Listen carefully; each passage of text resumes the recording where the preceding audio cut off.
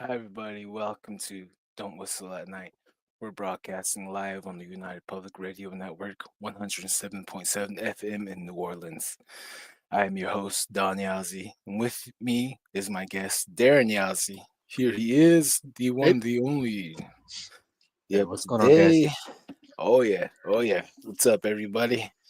Hope everyone's doing good, and our thoughts and our thoughts and all everything that goes out to all the fire victims, all the people that lost property and you know losing their house and the wild forest fires that's been going on here in the whole western side and America and Canada. There's a lot of things going on out there, and we're our thoughts and prayers are with you guys all. And today our guest is Korey Curly, Mr. Korey Curly, and I'll have him. We'll bring him on, and we'll definitely have him introduce himself with his own words here. Hey, here he is, Mr. Curly. Hey, Good what's going on, afternoon, Corey? All right, Darren. what's up? Here we go. We got Myth Monsters and Mullets. What's up, guys? Hey, Hey, what's what's up, up? Myth? Right here, Heidi. Hello, Don and Oh, Darren. Much love from Boulder, hey, Heidi. Colorado. Happy birthday. Oh, it's her birthday? Really? Yes. Sending hearts all affected by wildfires. Yes, thank you, Heidi. You stay safe out there in Colorado. There's a lot of forest out there. Definitely would like to go back out and visit. Hmm. Okay, Mr. Curly, we're gonna hand the mic off to you. You can introduce the everyone, all our listeners out there, and who you are, where you come from, and what makes you Dene, and your walk in your life, your journey. Go ahead. All right. My name is Korey Curly. I'm full-blooded Navajo.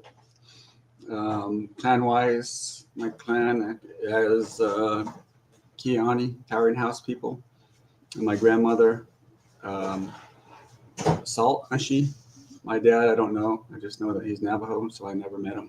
And so, being a lot of Navajos know that being the oldest twin in our culture, the oldest twin is which I am, an oldest twin. The oldest twin is a monster slayer. The youngest twin is born for water. And in the stories, it goes into how the twins wanted to find their dad, so they asked their mom, sort of like almost much like my life.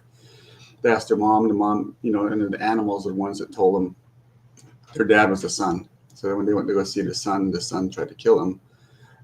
When he couldn't kill them, then he realized that they were his kids, and he gave him powers to go kill off the monsters around the world. And so that a lot of that's being the oldest twin. I always consider myself monster slayer. I always have to pray for people and protection on other people. Um, I'm 52 years old. I grew up in Flagstaff.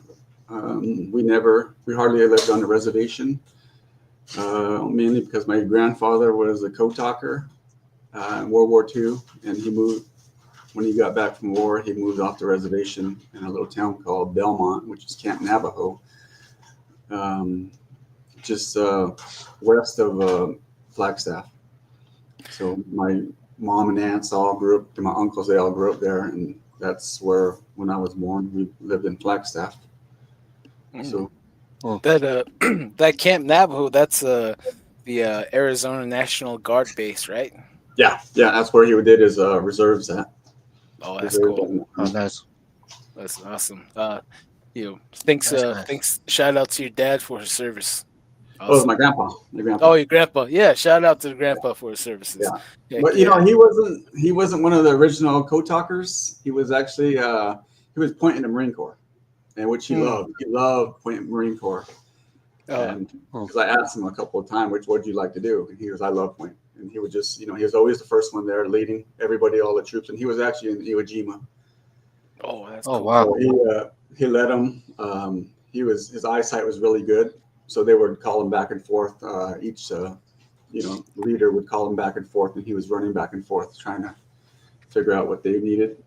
And so when a lot of the code talkers were starting to pass away, he started filling in for them because they all spoke Navajo. they all spoke Navajo, so um, he would actually fill in for a little bit and help out. So when that when the when they first finally recognized some code talkers, he wasn't in that first batch that got the Silver Star. He was in the second batch. So he and Silver Star, he passed away back in 2012. So that was my grandfather. Oh man, R.I.P. R.I.P. Sheesh. So living off the reservation, it's always been a little different. We went to the reservation on our spring breaks. Stayed with grandfather, my stepdad's family. That's where we spent most of this. So we did hear a lot of the stories. A lot of stories. After all that, working at a power plant in Page, Arizona, and I got an apprenticeship down in Phoenix, and I ended up became a journeyman lineman, and now I'm working here in California. After an accident, now I'm a quality control manager. So, QC. Awesome. Long life. That's pretty cool. Very You made impressive. it this Very far. impressive. You made it this far, and definitely you have seen a thing or two. Seen a thing or two, that's for sure, and heard a thing or two. And yeah, lead us into your first paranormal encounter, or your first, your first beginning of seeing anything that was pretty much crazy and strange and all that stuff. So being a Gen X, a lot of you guys that around my age, you guys all remember, the Legend of Boggy Creek. That's where it all started from. I think it started out for everybody. Legend of Boggy Creek. But right about that time period, I remember the Navajo Times posting a story about a Bigfoot running across the reservation chasing sheep. And so when we got to the reservation, they were talking about it. And this was, I think they were saying it was like the late 70s, early 80s, and they were talking about that. And so let me change screens because I keep looking this way, but the camera's over here. Camera one, camera two, camera one, camera two. Camera two.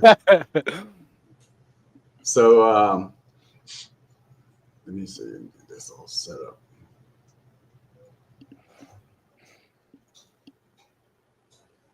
I have my notes on one screen and I have the camera on the other. So now that Mesa. Yeah, that Mesa right there. I know that's Eagle Mesa right there. Back in the day, they used to take the coming to age of a ceremony. The young men up there, they would have to climb, and they would be up there. Well, I think 13 days. They would be taught how to be a warrior. They would go sweat lodges, and at the end of 13 days, they would come back down from the top of that. Yeah, I put that on there for you. I put that on there for you. Because I knew you were from up there. Actually, we had a job right by there, so I was out there taking pictures. Thank you. I know. I just lived north of that mesa right there, like about 7 miles north. So that's my view every day. Did you see? What is his name? The guy that was running, Forrest Gump. Oh yeah. Oh, I think I'm tired now. I'm gonna go home. Man, right over here, you see on the other side of you by the Monument Pass. When you're coming to those houses right there, around there, the highway, I ran over. I hit a saber-toothed tiger, a giant cat the size of a car, right there around 3 in the morning. I was driving. I was driving. Huh? Someone told me about that. Someone told me about there's sighting of a saber-toothed canyon, north of Kienta, that rock. Yeah, that looks like a ship rock or a church rock or whatever. El Cap. Yeah, El Cap. Yeah, that's where they said that they were seeing saber-tooth. Someone was saying that they were saber-tooth. Weird that you say that. Bring that up because that's just right over the mountain.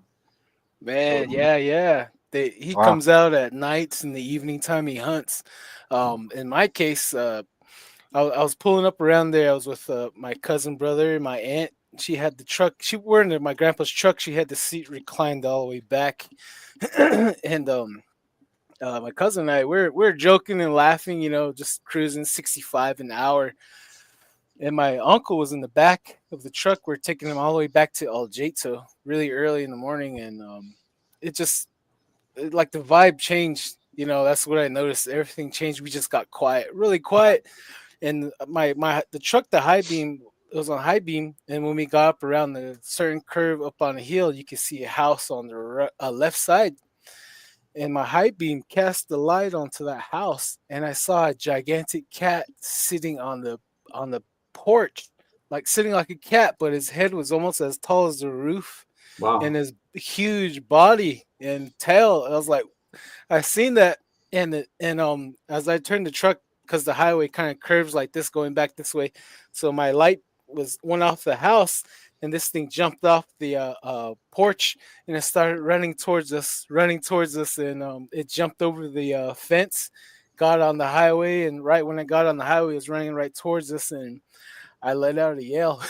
I was like, Huh. "Ah!" And my Yeah. cousin next to me, he's like, "Ah!" We're both yelling, and this cat was coming right towards us. It jumped a little bit to its right, and it jumped back towards us. I think it was trying to force us off the road. It seemed like, but I didn't swerve or anything. I didn't budge.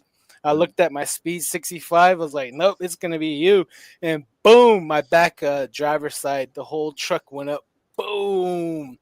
And my cousin and I were just laughing. We turned around right around there. We turned around.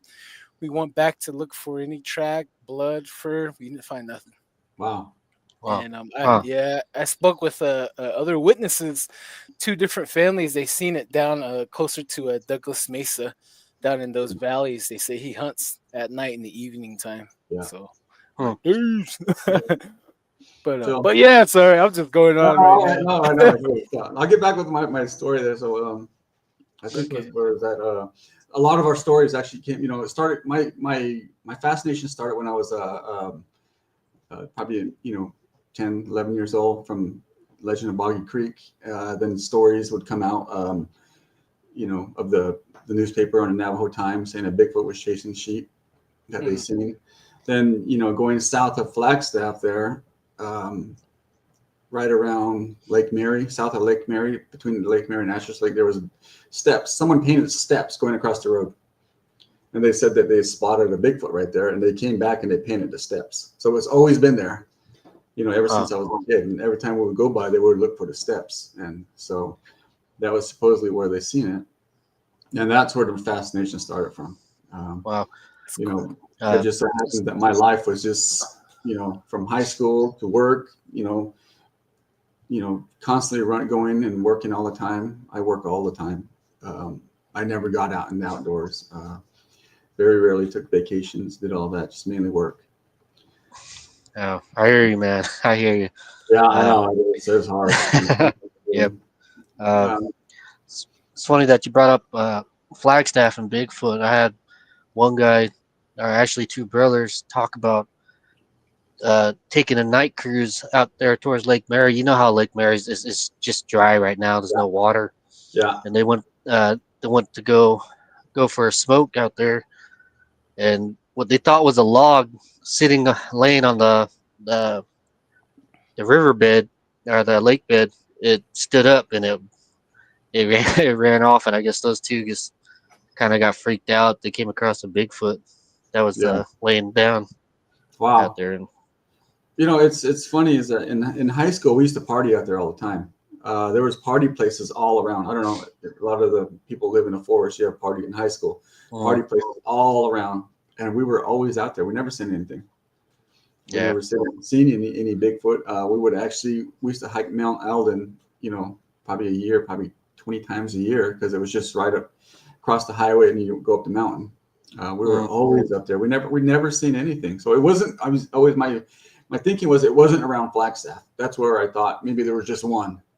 That one that they filmed up there in Boggy Creek, came across down the reservation, went down Lake Mary and went back. And that was my theory, because it was just that one. We never seen it. We never did anything. I never expected to see it. So it went on. Just going to work. I guess the next thing I was that got me interest was I was working in must be like Campo, California, which is right by the border, just sort of east of San Diego. And there was a crew out there were setting poles, and I was working with the civil crews that set the poles. And when I got out there, you know, they start at 6 where they show up at, but it takes them about 30 minutes to get there. I showed up out there about 5:30 because I had paperwork to do, and I would do it on my laptop in my truck. So as I'm sitting out there, you know, I could see the sun turn, you know, everything turning light. The sun starting to come up, and I had the windows open. It was peaceful. It was nice. I was enjoying the cold air, and I heard a gibbon out in the middle of the desert out there. And I'm like, what the heck is that? You know that you could hear you hear their yelling like on, you know, like in the forest. And I got out of my truck and I walked up to the edge of the rim because it was sort of a wash filled with brush. You know, over there they have a lot of brush. They're like 10 feet high. And I looked through there and I couldn't see it. And I was sitting there and I'm like, what the heck was making that noise? And I just, you know, I couldn't, you know, to determine what it was. Mm-hmm. So I would tell the crews there, and I'm like, I heard a gibbon this morning. And they're like, what are you talking about? But finally, one guy, he's like, oh, it's a Bigfoot. And I'm like, it's a Bigfoot. Yeah. Then it turned out he was an environmentalist, but he was going out and doing researching different areas around San Diego. And he's like, yeah, it's probably a Bigfoot. He goes, you know, they sometimes they could sound like weird stuff because it was, you know, never heard of it. Mm-hmm. So then I really got into looking into Bigfoots around San Diego. Then I got into the podcast of Sasquatch Chronicles where they're talking to the Border Patrol down in San Diego where they were seeing everything. They were seeing, you know, they would follow tracks. They were thinking like they were illegals, but they were actually Bigfoot because they were barefoot. Then they would drive up, you know, drive up to Bigfoot walking on the dirt roads down by the border, and it would just run off into there. And they said, yeah, it was hairy. Or they would drive up to a Dogman. So and it was like, oh my man. Then it went into the 70s, the Zoobies that were around Alpine. And, you know, we're working in Alpine. And, you know, like a mile south of that in the, you know, 70s to 80s, there was a whole family. So I was like, man, I was so amazed that it was just all right there. And it just sort of seems like they're pushed out. Then after that job ended, then that's when I got offered a job on the reservation, which was the first time I ever been on the reservation, working on the reservation. We were working out there by Shanto. I remember it was snowing and, you know, just around January, February. So I go out there and meet the crew. And so my job it wasn't alignment. I was actually more of a quality control. You know, when you build a pole, you want to make sure we have the correct amount of money that we, you know, change that pole out. So I'd make a note of everything, take pictures, get a location, then go around there and pick up the trash and pick up, you know, stuff that we left. Because the crews would just go leapfrog all the way up. We went from Shanto out to Inscription House. We started going up toward Navajo Mountain. So as we got across there, you know, it snowed. I never thought it was on the reservation. And as soon as we got going north at Inscription House, started getting weird feelings because I was always a mile or two behind the crews, always by myself. I would get weird feelings, you know, like somebody's watching. And, you know, instantly I just started talking, you know, and I started getting a feeling and I started talking. I'm like, well, this is a camera right here. And I'm taking pictures of the pole. We're changing out the poles, you know, trying to describe what I'm doing. And, you know, because I knew something was watching in the trees. And the cedar trees are probably about between maybe 10 to 12 feet high. They're really big. So you couldn't see anything, you know, but it was light. It was the middle of the daytime. And so I just talked. And I would hurry up and get my pictures because you had to go around that pole. Sometimes the brush was right up on the pole. So I would hurry up and get it and jump in a truck and I would go to the next one. And I wouldn't feel it. So I would feel that. And I would, you know, I didn't really say anything to anybody. You know, I just felt it for about a week because all of this sort of took off really fast. It all happened in a year. There was a lot of scenic views. If you go up toward Inscription House, go up Navajo, there's a lot of scenic views. It's amazing. Canyons and stuff. And I remember we went out to one scenic view and I pulled in there, you know, it's sort of right off the road, but there's a canyon right there. So you had to weave your way through the cedar trees, which is a dirt road. And I pull up to this tree and it said, beware Bigfoot. I mean, beware a werewolf. Beware a werewolf. And I'm like, this is really weird that you see this sign out here in the middle of nowhere. Then, everything is just starting to think. I'm like, is there really Bigfoot around here? I know, because people mistake Bigfoot and werewolf all the time. So then I go out and take pictures of this canyon and everything, and I get in my truck, and as I'm going around, probably 50 feet behind that tree, there's a badger that was ripped apart, and I'm like sitting there thinking, I know. I was like, badger, what could kill a badger? A badger could fight off a grizzly bear. Yeah. And then pull up right next to it, and the badger is ripped open. It's ripped open, and I could see its face, because it's sort of this big and almost this wide, but it's completely ripped open. And I'm like, what can rip open a badger? Because a badger could fight off a bear. And I'm like, I'm getting out of here. So I just went down the road real quick and left. And so I didn't, that feeling always kept coming along. So one morning it snowed, going up Inscription House. It probably snowed like a foot of snow. The crew started at 6 a.m. They load up everything the night before. So there was no stores or nothing. They would just get on the road and start driving up. Right just north of the Inscription House, there's a canyon. The road goes through the canyon there. And two of the linemen that had everything load up, they went first. And they went up the road. And the road was about a foot of snow, and nobody's driven down the hill or up the hill. So they were the first ones. And so they're driving up the road, and they seen. What they told me after when I went through there is that they seen a rock or a ball rolling down the hill, a black rock, right next to the road. And they both look at it like that. Then they look on the hill, and they said they'd seen a mom and dad Bigfoot standing there, just watching them. And they said it was probably like off the road, probably maybe 75 feet off the road. But the little one was sliding down the hill, then going back up. And the mom and dad were watching it. And they went on to the job site. And, after everybody left, I made sure they had everything, because I had to make sure that, we had water and ice and stuff like that, and stuff that they needed to pick up. And so everybody left, and I knew that they didn't do anything. And I went out there, and I drove to the first crew, which was that lineman. They're both Navajo. All these were all Navajo linemen up there. And they just came up to me, and they're like, Korey, we've seen something. And I'm like, what? And, a lot of it was because, I don't really speak Navajo. My accent's not like them. So they came up to me and told me we just saw something going down the hill. And I'm like, what was it? They're like, it's a Bigfoot. And I'm like, what? They're like, yeah, it's a Bigfoot. And I'm like, where? He's all right, like 2 miles back. And I couldn't find it. I went by there and I couldn't find it. I didn't know where they were talking about, because the roads are going like this all over. Yeah. And I couldn't find it. And by then the sun came up and everything was melting.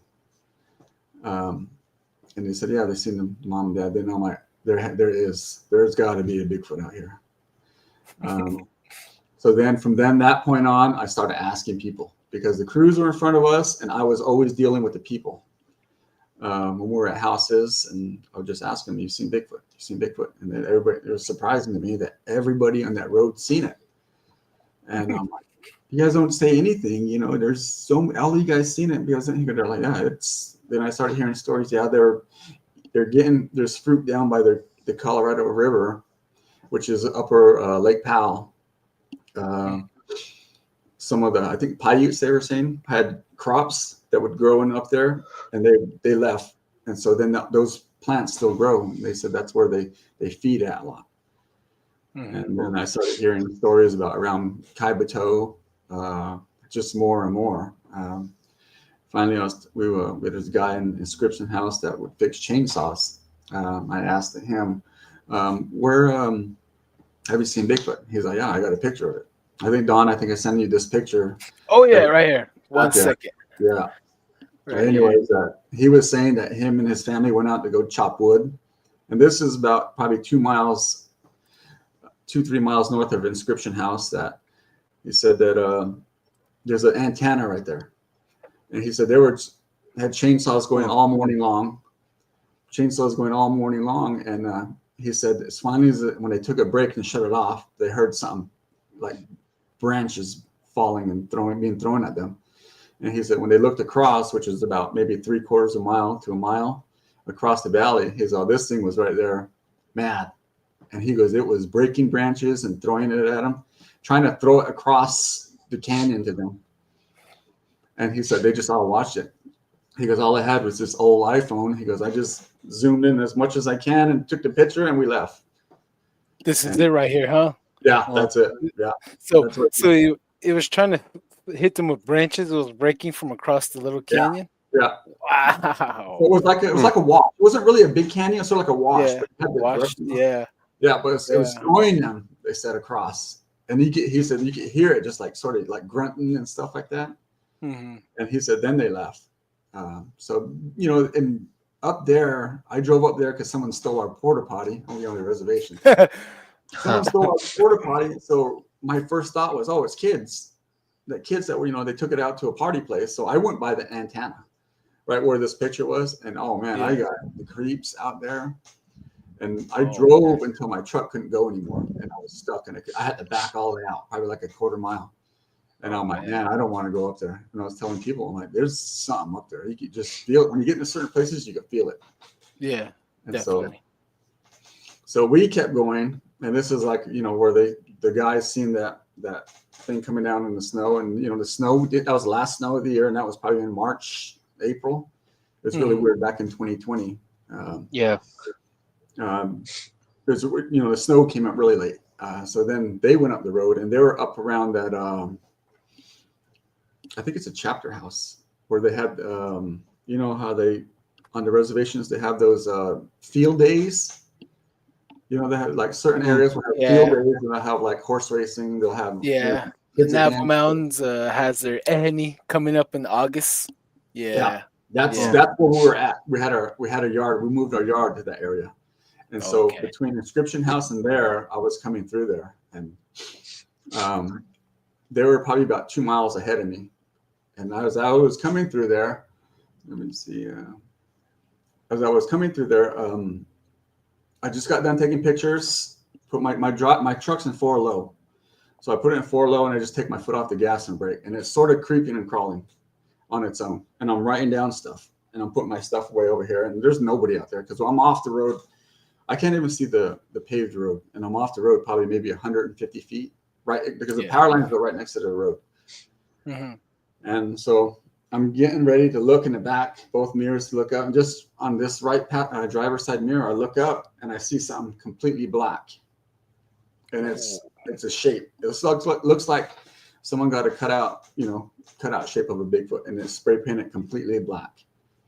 And it was between 2 rows of cedar trees, and it was probably about maybe 100 feet back, and I could see it as about three quarters of the way up one of those bushes. So those bushes are 12 feet. So I'm saying about 8-9 feet, and it's just standing there, and my truck's still rolling, and I'm looking at this thing, and the trees, it gets out of my view, but it was only like a foot or two. So I put it in reverse. And I back up, and it's gone. And I'm like, oh my gosh. I call up the foreman, the general foreman, and I'm like, I need you to come out here now.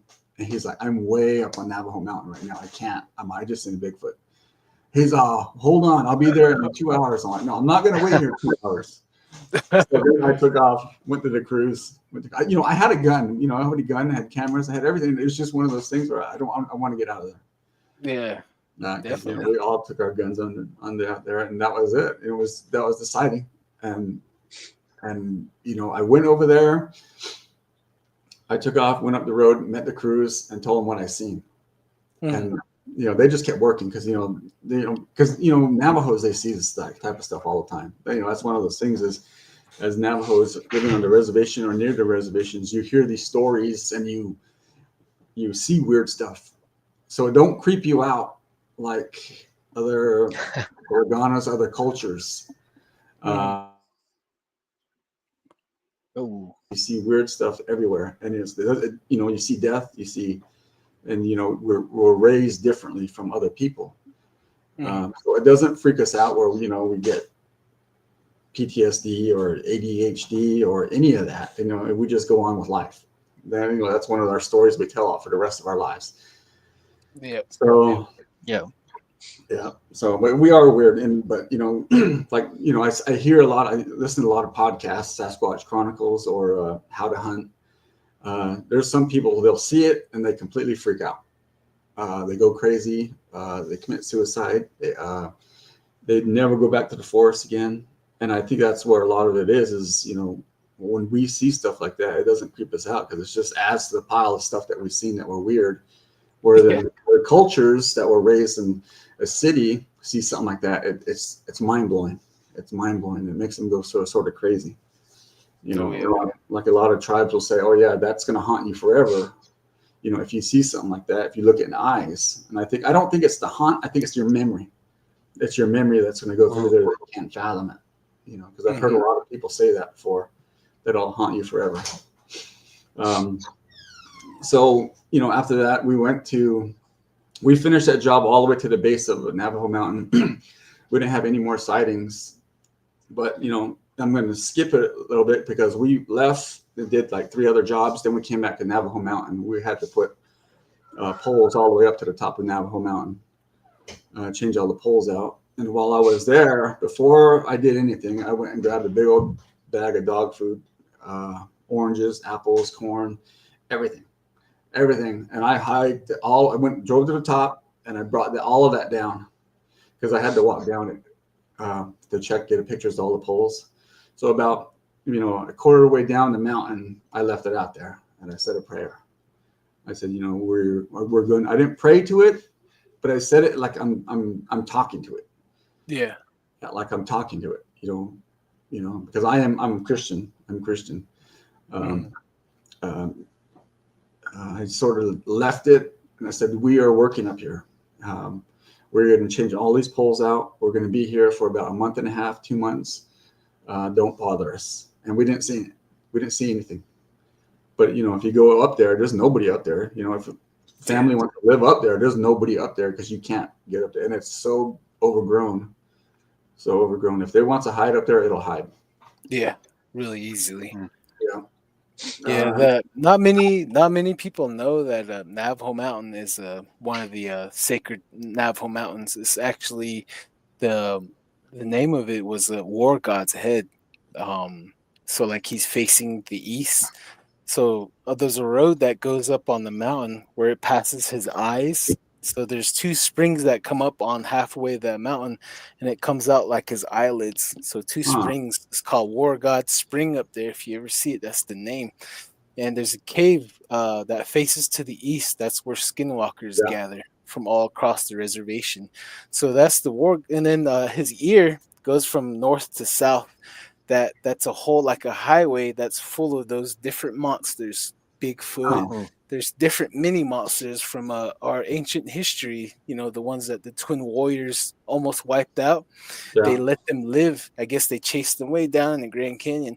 So the other sacred mountains, San Francisco Peak, that's his left fist. Then Herpes, and the other one in Colorado is his left. Blanca. Yeah, left fist and his left foot. Then Mount Taylor, that's his right foot. Yep. So Navajo Mountain is like his torso and his midsection area. Or Black Mesa, my bad, Black Mesa. So we're actually living on a giant war god. That's what the history says. Yeah. But yeah, little fun fact from Navajo Mountain. Yeah, I went to all of them. Part of when I was still traditional, because I did growing up start Christian as a kid. After I graduated, then I went to traditional. I was traditional for 25 years, and then after stuff started happening, I went back to Christianity. But during the traditional, I went to visit all 4 mountains, and I got dirt from every one of them. And everybody said, "Oh, it's going to kill you," and I'm like, "No, it's that's where that monster slayer comes in, and being one of the 4 big clans. I knew that it wasn't going to do anything with me, and I had it for a long time. Always carried it with me. I carried it with me. That might be one of the reasons too, is because when I was out there on Navajo Mountain, I did have that dirt with me. Why nothing was ever with me. I had army cans. I had army cans of the dirt, and I went out there and grabbed it from each one. But then when I turned Christianity, I went and returned it back. Mm. Mhm. Another story from my in-laws. They had a lineman that went up to the Navajo Mountain. I guess he got up on top, and he said it was what they said was a reptilian came up to him, and he was cloaked. They said it was a lizard man, and he was speaking to him in Navajo. He said, "Not one rock, not one pebble, not one dirt leaves this mountain. You don't take anything off this mountain." So he responded to him, "We're just here to check the poles, do our work, and we're Yeah. going to leave. We're not doing anything else. We're doing our job. That's it. We're not going to take anything off this mountain." And then I guess the lizard man wasn't alone. There are different heights. There's many of them that were up there, I guess. So there's a lot of Oh, stories of lizard man around Navajo Mountain as well. yeah. Yeah. But one second, one second. Yeah. Now I see Let us your list is growing and growing. That's let, okay. yeah, It's more to yeah. me. Oh, Let us catch up to the our listeners out here. It says, "Good day, Mr. Curly," from Heidi. yeah. Hello, And everybody. then Melody Hey, Alvarez. Molly. Hello. Hey, Molly. Says, "Oh wow, I hear Cajun Bigfoot Whisperer here. What's up, Carl? Oh yeah, it's Carl. Yeah, what's up, Kurt W75? Hey guys, hope you're doing great. Glad to see you both. Peace, Mr. Curly. Glad to meet you, Yep. sir. Hope you are doing well. Too, Kurt. Awesome, awesome. Sparky's Paranormal and Outdoors. Hey guys, welcome, Mr. Curly. And Oh, hey, Marty. Kurt. That's what's up, man. Let's see here. Okay, yeah, we caught up with the comments, and let me describe this picture here for the people that can't see this, that are listening over the radio over in Ontario and St. Louis, my bad, New Orleans, my bad, New Orleans. So we're looking at a picture of a running figure that is like about to dodge behind a tree, and there's a red circle outline, and this is possibly a brown Bigfoot, maybe looks like. Yeah, yeah, Yeah. Yep. That's a bulky body right there. Huh? yeah, Wow. They're yeah. like black. You can tell the legs. See how his legs, the back one, how it's at Mm, a weird angle. That's how Yeah. they look when they run. Their legs are never fully extended out. Only when they're gonna step, it extends out. So their head never bobbles like we do. Remember how we step? We go. Those guys Yeah. look like they're running down the runway. Smooth, yeah. Yeah. Also silky heard that smooth. uh, that it looks like they're floating almost. Their body doesn't Yeah, move, just the legs. Yeah. It weird. yeah. It's pretty awesome. Pretty awesome. Gonna have uh. to go camp out around there. Yep. Darren, do you have any questions for Mr. Curly? Was there this sign? This werewolf. Beware werewolf. Yeah. Was it a hand? Was it a hand drawn or painted? No, it was like someone bought it. Sign. Like someone bought it. It Someone was bought like it. actually a reflector sign. You know, like Uh. you go into like these curio shops and there's those signs that, beware a dog or whatever, or Yeah. Yeah. beware a dog. So And it so was this like that. sign was just out. The sign was just out there in the middle of nowhere, huh? Yeah. Yeah. Right Wow. where that Oh. view is. Right when you start getting It's into a the trees nice where that view. view is. Really That's nice Wow. view. really Um, yeah, it used to Uh, be a Bigfoot crossing. Someone put a diamond symbol up too on top of that one.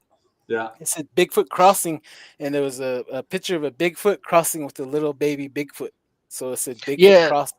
So somebody ripped Yeah. that It's one off, and it Yeah. just says Werewolf Crossing on But if there you right now. huh. if you look at that, if you look at those canyons, they go way back there, and then they finger off. They're like fingers Mhm. and fingers of canyons, and like if Yes. you want to go back there and look, you'll never find anything. It is. Hmm. I'm like, man, they could hide anywhere. If Yeah. there's These. Yeah. Yeah. yeah, it is. I'm Those. like, you can't do anything. Hmm. Yeah. Yeah. My These in-laws, they said that they see them jumping down the canyons like this. Full moons. They're Yeah. howling. I was just there yesterday, and I was at the swap meet, and I gathered more Bigfoot stories from the locals there, from Yeah. Inscription House, Navajo Mountain. So they said that just a couple days ago there was one howling in those mountains, Navajo Canyon, and Oh wow. yeah. So there's sheep slaughtering going on here and there, and yeah, it's yeah. active right Yeah. now, especially full moon. Yeah. Bigfoot's been out. Yesterday, my mother was telling me that a Ooh, couple of the locals seen one yeah. out there next to the housings where I'm from. So it makes you wonder if these things just are just always out, and people just don't really talk about it. But it's nice that you talked about that, Mr. Curly. That Navajos, you see stuff like this, and it's just I hate to say it's almost like normal, Yes. but it's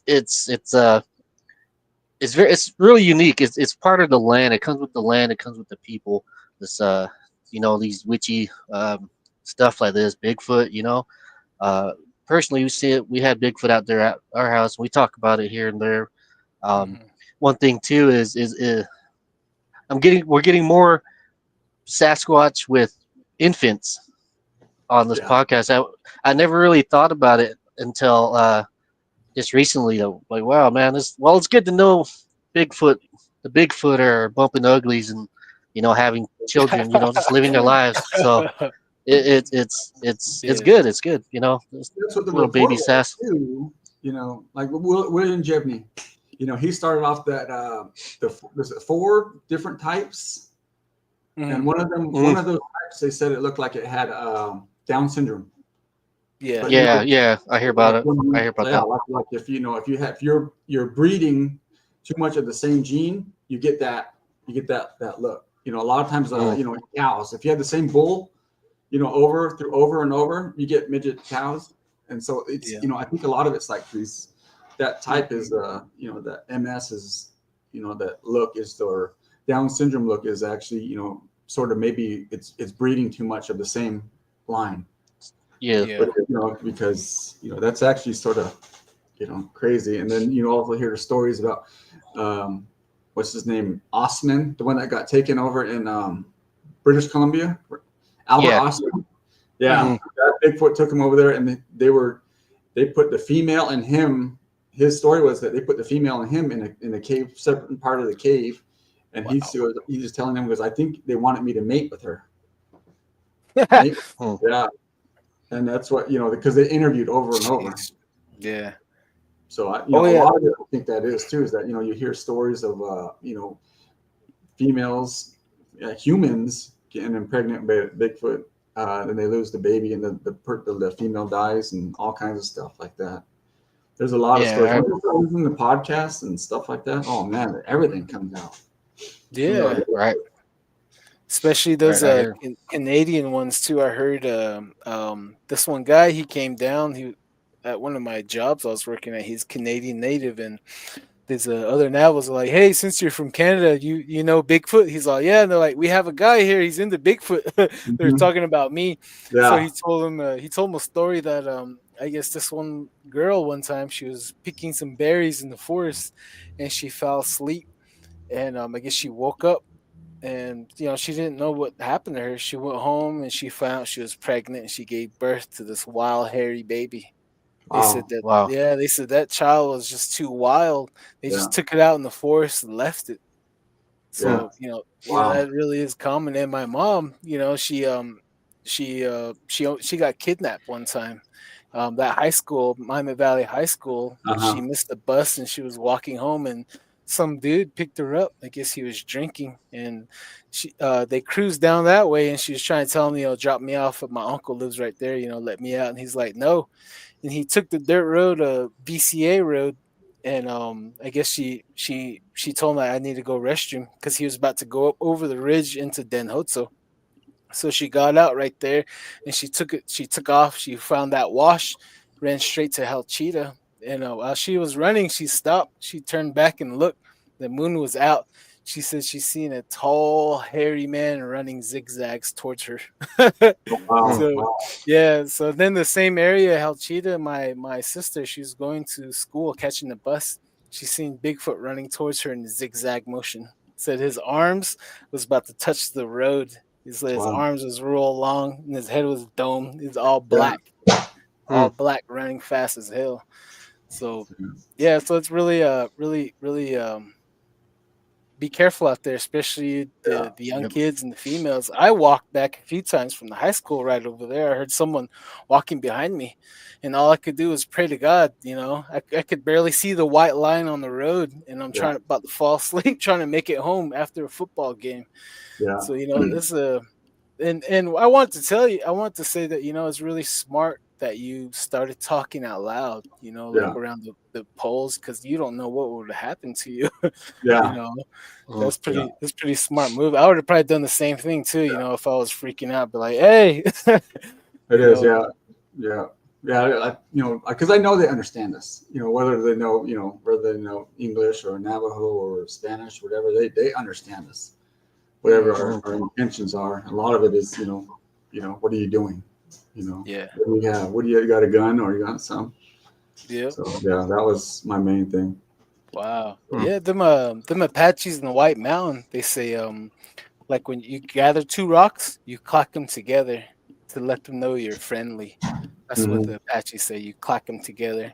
Yeah. Don't Let overdo them it know. though. Yeah, I don't know. Yeah, Maybe like, the rhythm size. yeah. That's You good. have everybody out there clicking Oh rocks. yeah. Yeah.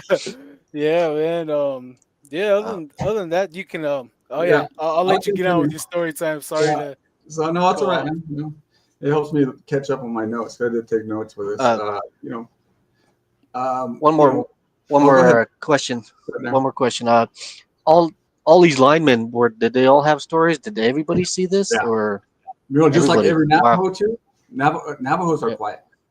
They won't Yeah. tell. Yeah. They won't say it. Oh. They won't say it unless you really start prodding. Because there's some, a lot of times it's, when you see something like that, your Navajo, for instance, go to Medicine Man, Yeah. and he'll tell you what it is you saw, or what is the reason. There's a reason behind everything, and so Mm. that reason right there is they'll keep it secret. A lot of them don't want to say Yep. anything. But then it started coming out after they seen it. Like we had about 4 crews. A lot of them would come up to me and say, like, I seen one before. I seen one on. I seen something black on um, Black Mesa, and he goes, he ran so fast. I just seen something black going through the trees, and he Oh, goes, I don't know what it is. He goes, I don't know what's that black, that big running through the trees. He goes, oh, but I don't know what it is. So Were there's little stories. were yeah. all these Navajos were they all from that area or were they from All over all the different? reservation. Yeah, yeah, Oh, okay. yeah. Yeah, it's kind of a hush hush stuff when it comes It down is. to Yeah, like paranormal. Yeah, Personally, exactly. I met an old friend about 6 years. I haven't seen him, and I told him that like we just caught up with each other, see what we're up to, what we've been doing, and he's I told him it's like, well, I started a podcast. We started a podcast. He's like, really? You've got like really you? Like, yeah, man, you're the yeah, quietest person I ever met. You really talk. You don't talk, and it's like it's hard for me to yeah. imagine you starting a podcast. But it's I'm actually in the electrical field myself out here in Odessa, West All right. Texas. I'm actually in the oil field. Yeah, so Yeah, I understand that these linemen and the electrical they go way off the beaten path just to set yeah, some poles and all that stuff, and it gets pretty intense because you're way out there in the middle of nowhere, and you're yeah, probably the only group of people in like 5 mile radius. It gets yeah, pretty intense. But all right, well, yeah. yeah, I got that. I just wanted to ask that. Yeah, there's one You go job ahead in and Ketchikan, I was applying for. It was they were flying you in. They were flying you in, oh and you dig the hole, and they'll bring in the pole, and then you transfer everything. But the part of it was you live on a barge, and you bring your own gun for Oh, protection, and that snap. was it. Your own oh tools, wow. and it was out east of Ketchikan, out there in the middle of nowhere, and I'm like, oh man. And I had a hard time getting on that job because it's sort of you got to take a test in Alaska and all that other stuff. So I Mm. never made it up there, but that was part of the Wow. requirements. Mhm. But Another oh, go ahead. oh, I was gonna say another side note. I remember back in the '90s, we had a lot of reports of Bigfoot around the reservation, and we seen all these vehicles from Texas. They had light bars, spotlights, all these cowboys basically with guns, and a lot of the locals basically ran them off after a few days because they Yeah, weren't having it. So people from off the reservation and everyone got together like, nope, you get off the reservation right now. yeah, So we had that problem back in the '90s. I remember that. Um, Mm. yeah, so like a lot of times like they would tell us to be quiet. You know, if you're gonna talk about this, you're gonna broadcast this. We don't want we don't want people from off the reservation coming in.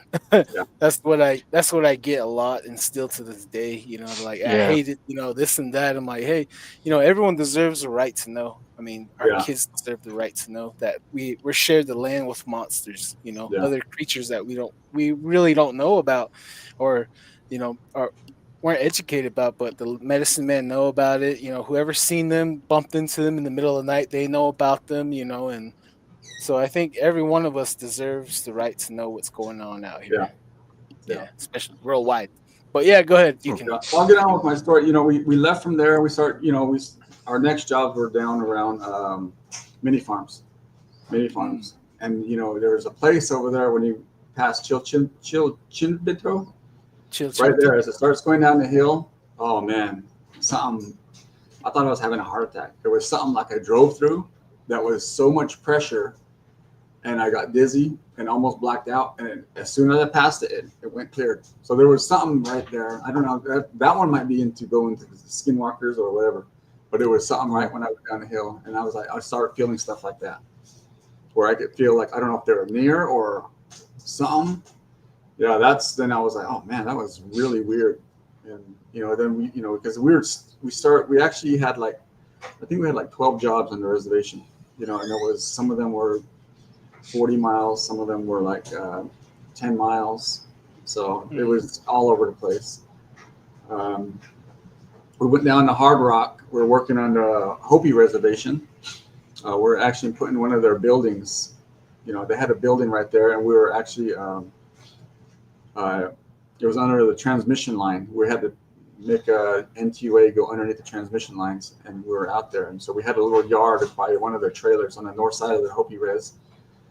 And I didn't think it would be out there.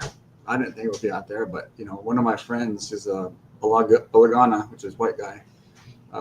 He would stay in Flagstaff, and he would drive out early in the morning, Monday mornings.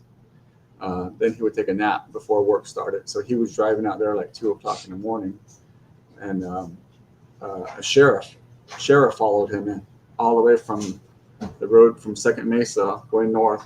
Followed him all the way to the yard. He pulled in the yard, and the sheriff pulled up on him, asked him what he was doing out there. And he told him, you know, we're working out here, and I'm just coming in early to take a nap. And so the sheriff ran his license plate and everything, and came back and gave him the stuff. He's all, lock your doors. And he's all, why? And he's all, because there's a Bigfoot coming around here opening up people's doors. It's really weird that the sheriff would tell him that, because we were out there nowhere. You know, that little building was empty. And I was like, oh man, he came up and told me that. He's all, isn't that weird that they would tell me that? And I'm like, wasn't it Navajo? He's like, no, it's the sheriff, the white sheriff, Coconino County Sheriff. I'm like, that is weird. Mm-hmm. You start hearing stories like this, you know. Yeah, Oh, go ahead, man. Oh, I was gonna say I ran around Hopi land for a while. I got some intel on his whereabouts. Bigfoot likes to stand at that Hopi Cultural Center when you're coming in from Black Mesa. So I have people telling me that when they're going up to the stop right there, they see him running along the side. He runs right up to next to the car, and he just watches them cruise by. And Palaco Wash. So like I have a family that lived right there. I got them recorded, interviewed them. They said that they got home from Flagstaff around 11 o'clock, and they were hungry, so they started to cook outside. They threw some meat on the grill, and then the dogs started howling, and they shined the light towards their fence. They seen a pair of red eyes low to the ground. They said it was like hovering like this. They started walking towards it, and it stood up. They said it was like 10 feet tall, and it just walked off. And they said every now and then they would see its tracks in Palaka Wash. He's making his way to the Little Colorado River, and the loop, the areas of the loop, they say that he connects to Canyon del Muerto, and it goes all the way to Canyon Diablo. My bad. It goes all the way into Sedona. So he takes that. So his own little highway. It's pretty cool. Yeah. But yeah, sorry. Go ahead. No, that's right. So after we did Hard Rock job, we went to around Shiprock, just west of Shiprock, that Bay Cabo Beto area. Yeah. power lines through there. That one, so I was doing other stuff. So the crews went over there, and they were already there, so they went back to go finish up some poles. I think they had like 6 poles, and so I went over there like 2 or 3 days later, and the crew was already gone. And when between Shiprock and Beto, there's like that badland area where it Yeah. goes down, and it's like gray dirt, and it's like Mhm. sort of little mesas all over. That the power lines goes right through there, right next to the road. And so you drive through that, it's like potato dirt. Um, I get up there and I start looking at this pole, and I'm taking pictures, and I'm looking. I can see where all our crews were at, where their trucks were. I can see the buck truck, the line truck, digger truck, the foreman truck. Then I see where the mechanic was, and I could see him get out and walk out, and I could see everything and where I parked at. But then we're right at the base of one of those mesas, and I see footsteps going around. And I'm like sitting there looking, I'm like, what are those footsteps doing up there? And so I sort of back up and I start looking at all of the mesas. And as a mesa comes out and it drops down a little bit, then it sloughs off. Where it sloughs off, the footsteps are right there. Wow. All around every one of those mesas, there's footsteps. All around. As far as I could see back, they were back there. And I think that they jump off right there and they walk along those mesas. And then sometimes you can see it where it comes down one of those hills and it goes by the road, then it comes up on the other side. And I was so amazed. I'm like, man, there's a whole bunch of them. And I'm like, it sort of freaked me out because how many footsteps I've seen that were up there. And I'm like, there's not tourists, because the tourists can't drive on that stuff, that potato dirt. They'll get stuck. And you don't see, a lot of times if they were kids, they go up there and they, a lot of the times when we're running down sand dunes, you're running down at full speed and trying to see if you could, stand up the whole way. There was none of that. It was just around the edge. All of them. I could see back for miles and see them. And I'm like, man, that is crazy. I got on Google Earth, looked at Google Earth, and that canyon goes straight to the San Juan River. San Juan River. And I I'm always like, get bad vibes right there. It goes down, it goes up. Yeah, bad vibes. It's like blue dirt. Yeah. I'm like, that's why. That's the travel route from San Juan going, north, south toward the what is it? The Fort Defiance, those mountains right there, and look at your cave. Chuscas. Yeah. Connects to Chusca. Yeah, off of that. And I'm like, man, that's the where it goes through. But the dirt's so powdery, it's potato, like a hard potato dirt. And it looks flat and hard, and when you walk on it, it's just you sink in. So you can easily see steps. Fine dirt. Mm-hmm. Yeah, but I was always in a rush where I had to just go, and I would just notice it. I took pictures, but that was on 2 phones ago, and so I never, followed up. I did try to contact Brenda Harris and let her know about that one. But there are some people saying that Brenda Harris don't really do that research anymore. She had other stuff going on, so I never followed up on it. I hope to. I got invited out. They do a Bigfoot camp out in Dulce, Hickory Apache Reservation. Yeah. So they go over there every August. So I got invited. So hopefully I can chat with her and tell her everything what's going on, and hopefully we can get her on. That'd be cool. But sorry, go ahead. Because actually that's where my next place we ended up going to is actually right by her house, right there in Nanazad and Upper Fruitland. We had to change all those poles going right through both of those. Yeah. Out there was, I started asking more and more of the people out there because they were closer. And one lady that she lived by Upper Fruitland Chapter House. There's one of those double wide trailers along the highway there. And she's like, yeah, I see it all the time. And I'm like, what do you mean you see it all the time? She's like, I see it. I seen it the other night. And I'm like, well, how did you see them? She's like, my window is facing the highway. And she's like, when cars drive by, if there's 2 cars, she's like, I could see it running after them. She's like, I could see the silhouette, and it just runs back and forth, and it chases every car out there like a dog. And it, it's like they're going so fast that it just kind of, sort of like it chases off, then it turns around and it hides. Then the car the other way, and it chases it back the other way. And she goes, I see it all the time doing that. And then I started looking at it, and that's where they had that Ghost Adventures, and they had that Skinwalker Canyon there. And I'm like, oh man, this is where I seen J.C. Johnson's video there. Yep. That one he has on video, which is going back toward Shiprock a little bit.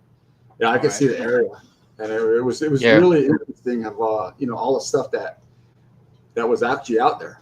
And I was like, man, this is crazy. We got done with that job, then we went to Hogback, which is sort of across the river, going back on the reservation there. Right behind the houses south of the road there, I started talking with all of those people, because that's where, they had some of the chairmen had marijuana growing on the reservation, and so a lot of people In that Benali, is that his name? Yeah. Well, I worked with him weasel guy. You worked with him before? Power plant. Yeah, when he first he was an engineer. His first job out there. Yeah, that's wow. I only knew him for like 2 years and I quit. So so I started talking with people, and there was some ladies that were right where the No. Man, it's always right. It's always right when you get to the good stuff, huh? Yeah. Just remember where he left off. Just remember. Oh, hey, there he is. Okay.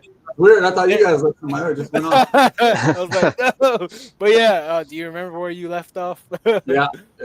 Okay. 20 minutes later. No, I was kidding. So I was talking to those white guys that were living out there, and they're like, yeah, we used to go steal pot when they were growing the pot. We would go cut a hole in the fence.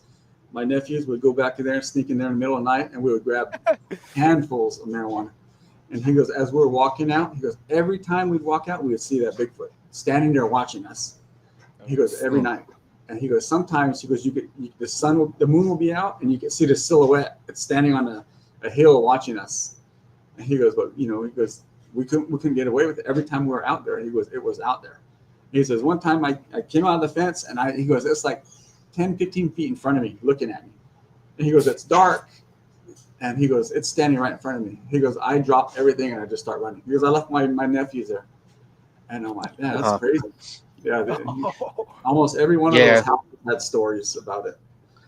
Yeah, I know that area, that Fruitland, Skinwalker Canyon. That I talk about it, and I'm gonna keep saying this is that place is really witchy, man. Like, I don't know what it is about it, but out there, I worked at the APS generating station, and that's my own story, is to see a werewolf, Dogman, or whatever you want, running right there next to the rodeo ground, underneath next to what they call a Skinwalker Canyon too. So something's out there.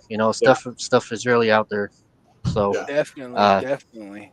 Mm-hmm. Oh yeah, I worked at Navajo Generating Station. That was the other plant, Navajo Generating Station over in Page, and I know we always heard about APS. Only thing weird I seen over at NGS was an owl that was like 3 foot high. Wow. Sitting in the middle of the road, and it's like, because you could see its eyes, and you come up closer, and it caught a rabbit, but you're like, oh man, that's a big owl. I thought it was an eagle, but it was middle of the night, and I drove up to it, and you could just see its wingspan. I'm like, oh my gosh, that's a huge owl. Yeah, wow. They get pretty big. They get really big. Over at the Hogback one, the Navajo generating station, I worked there too one time, and I had a brother-in-law. He was working there a few years back, and he said that he was walking back to work from lunch. After lunch break, he's walking back up, and he said he seen a pterodactyl fly right in front of him, and it was flying low. He said he said pterodactyl, the same head, the tail, the wings, the tail. He said he swears it was a pterodactyl. He asked the medicine men that lived near there. The medicine men said that it's because they're taking stuff out from the earth. They're burning it, and they're releasing all these spirits out of the smokestacks. So that's one of the stories I heard from that generating station. The pterodactyl flying around. It's weird vibes. Weird vibes. I work there night shift. It's weird. It's weird. That's all I can tell you. So back to the Hogback one. I met one of those medicine men right there. And I asked him. I said, so have you seen Bigfoot? He said, yeah. You guys seen it? And he said, because I didn't believe it until the stories got closer and closer to me. And finally, someone told me, he goes, if you really want to know if the Bigfoot's around, he said, find a tall fence post, 5, 6 high, get a plate, put a strawberry jam on it. And he's all, it'll be completely clean in the morning. He's all, it's around. He goes, I did that. It's And he goes, it was clean. It was it's a clean. funny thing that it's a funny thing that you brought that up because I was told the same thing too. Like, you want Bigfoot loves strawberries, so Yeah. I was told to do that too. Leave out some strawberries or stuff. It's funny. It's interesting that you brought that up though. Yeah. Really Yeah. interesting. So, yeah, he said that, yeah. He goes, because he did a ceremonies too. All medicine men do ceremonies. Said one night, as he's doing a ceremony, everybody's sitting around. Because it's sort of a circle when you do a ceremony to all the people that don't know how these ceremonies work. You have your door open to the east. Everybody sits around, and the person you're praying for is sitting directly west of the door. As he's doing the ceremony, he stops and he goes, "There's something outside." So they put the fire really dim, and he tells it to come in. Tells it to come in, and he goes, "I knew it was a Bigfoot because that's when about the time they were all around." And he goes, so we're waiting and waiting. He goes, he goes, a lot of people were in this ceremony. They didn't want to see it, so they closed their eyes. He goes, I had my eyes open because I wanted to see what it was. And he goes, a little furry ball, like the size of a basketball, rolled in and stopped at everybody around the ceremony, and it went out. And he goes, that was the first time I seen it. It came in as a ball, a hairy ball. Wow. That's crazy. He's like, yeah. And Yep. That's awesome, man. Have you ever seen those videos of those little chimpanzees? They roll. They're rolling. oh yeah, yeah, They get around. Yeah, they roll. Yeah, Bigfoot likes. It seems to me that he likes ceremonies because I heard the California tribes. I used to do conservation corps out there way back in Nam. So yeah. I did over there. I was doing a sweat with these natives. They said that one of those sweats they were doing. They said that the thing opened and it stuck his head in and it did his teeth. It showed him his teeth. Then Yeah. it closed it. Then another Huh. story I heard. He opened the sweat door and he brought in like a rock or something. And then another story is he opened the sweat lodge door. He put his hands in there. And then he stuck his hand back out, and that was it. Huh. So some Yeah. some It's strange stories like that. yeah. These stories like this. Um, it's really interesting that like these spirits or these entities always seem to, yeah, like you said, like ceremonial events like this. So it's really not an uncommon thing to hear people talk about weird stuff like this. Evil spirits. You know how one of the stories he brought up that the goat man or the devil walked into the church and uh, just to look, just to Yeah. see who. It makes you wonder if these things are looking at us at a spiritual side, inspecting us, inspecting the natives, and see if they're on the right track, and Yeah. pick out the loose ends type deal. I don't know. Uh, it's I really think it's interesting to hear stuff like this. I think it's the people who have a Christian way they call it, that's following God's plan, and it's to pull them off Mm, their path. Because Mhm. if you're already doing bad, you don't have to worry about doing any good yep. in the world. So I think it's the people that are doing good that they're trying to pull off an attack. Hmm. But that to what you said, Don, that know another medicine man personally. Uh, he would tell me, he goes, I get calls from a lot of other tribes around Washington, Oregon, all over that need a medicine man. So he said they'll call me up and I'll tell them, I said, I don't have a way to get up there. So they'll buy him a plane ticket, and he'll go up there and have a ceremony. He said one lady in Washington, um, she said that her son, or she needed help. She needed help. And, stuff was going bad for her. So he went out there and had a ceremony for her. And the ceremonies are held at night.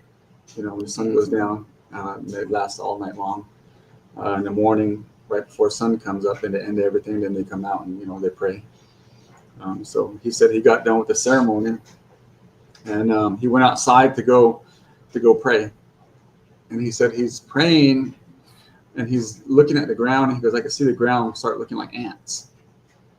And he's looking at it and praying and praying. And he goes, as I start focusing, he goes, there are little people, Oh snap! 8-9 inches. And he goes, these look like cavemen. He goes, they had the leather on, and they had spears. And he saw they were all over. And he goes, right behind it, I could see a silhouette of a forest creature, person. I call them forest people. He goes, right behind it was a forest person. And he goes, all I can see is a silhouette. So he continues praying, and he finishes praying. He thought it was a medicine. They use peyote sometimes. He thought it was that. And he walked back in, go talk to the lady, and the lady says, did you meet my friends out there? And he's like, what are they? She's like, I don't know. She's like, my son was really sick one year. She said, I prayed and prayed and prayed. And he said that those little people showed up and brought herbs, and it healed him. And she's all, but every time they come around, the big guy's watching them. So the big guy watches the little people wherever they're at. And he said, that's how she goes. He goes, and ever since then, he's like, they come around all the time. And so he was telling me about that one, which is really interesting. That's pretty cool. Real quick, let's catch up with the viewers here. T here, good show, bros. Thank you, T. Says, we need to camp on Navajo Mountain. That's for sure. Yeah, Tyson here. He's a part of our team. Let's see here. Let's see. What did they say?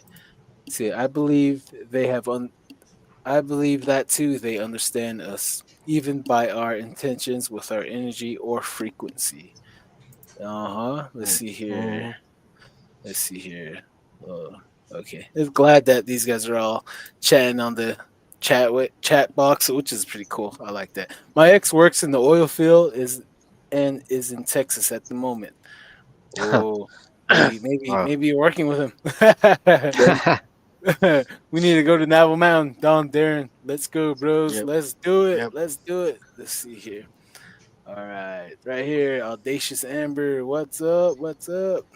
Going back to the beginning. Yes, please do. Missed out on a lot of good things here. All right, let's see here. Great podcast. New sub. Oh, thank you, OG Kobe. Oh, that's my son.